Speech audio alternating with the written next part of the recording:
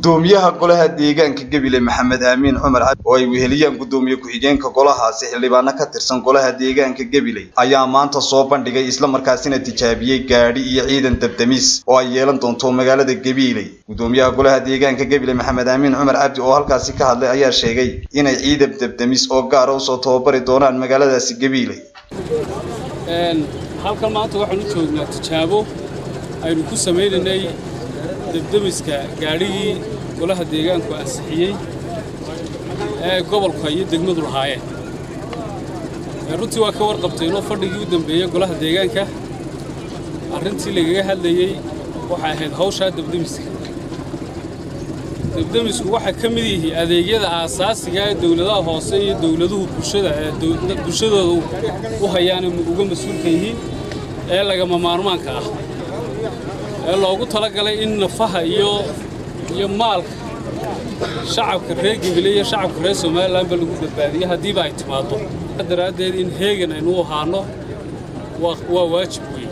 marka golaha deegaanka xildhibaanadii diiday mooyaane intii kale arrinta ay soo bandhigayeen waxa ahayd in gaadhigeennii oo inaga caawiyeen ciidanka dabdamiska qaranka farsamo ahaan wixii ka dhinaa oo kharashkiisa $4,000 aanu dawlad hoos ahaan bixinay si loo hagaajiyo maanta aad arkaysan inuu shaqaynayo in gaadhigaasi wuxuu u baahan yahay si kumeel gaar ugu sii shaqeeyo loo sameeyo. waxna anaga awoodna waxna iyaga inaga caawinay waxaanu awoodnaa waxa weeye golahuna isu hayay 12 xildhibaan u codeeyay in gaadhigaasi iyo booyadiisa iyo shaqaalaha iyo meeshay degayeen iyo wixii ay shaqaaluhu ku noolaanayeen aynu inagu reer Gabiley ahaan mas'uuliyadeeda qaadano.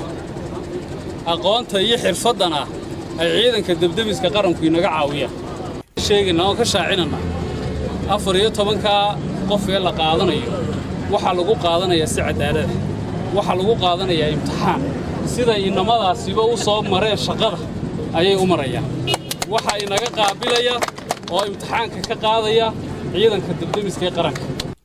sidoo kale waxa halkaasi ka hadlay gudoomiye ku-xigeenka golahaasi xogayaha fulinta dawladda hoose iyo qaar ka mid ah xildhibaanada golaha deegaanka.